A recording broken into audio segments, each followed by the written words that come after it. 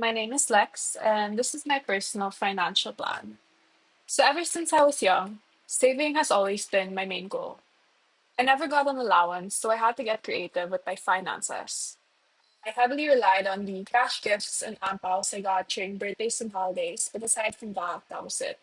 It was only by the time I got to college that I got any semblance of allowance, and this was also the time I started working for my family business, so I was earning quite a bit. So while I had money to save, I was still heavily dependent on my parents, and I still am. They provide me with not just the necessities, but their insights that shape my financial habits and decisions significantly.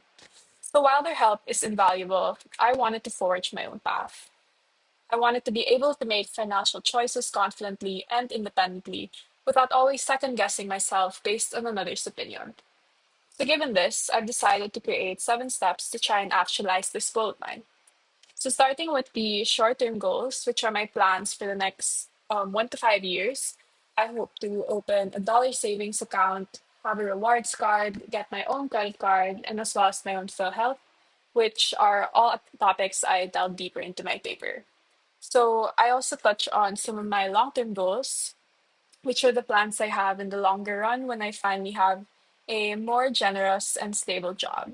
So this is getting a VUL, contributing to SSS for my retirement plans, as well as investing. So what I want to focus on here is number three, which is investments.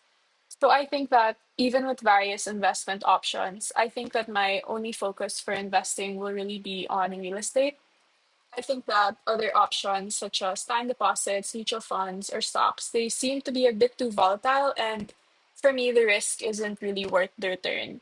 So I'm really drawn to properties because of its stability and greater potential for appreciation. And even though it's costly, it's more tangible and it can be easily liquidated.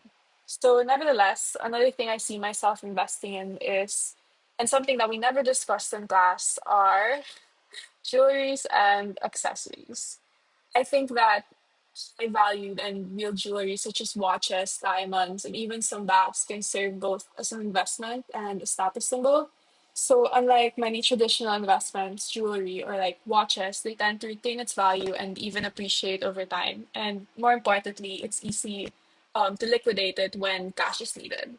So, I think this just comes to show how financing is a very personal endeavor, and people may not agree with my plans and methods, but in the end, it's really up to you to discover your own strategies that resonate with your own financial goals and lifestyle. So ultimately, it's about crafting a path that feels right for you.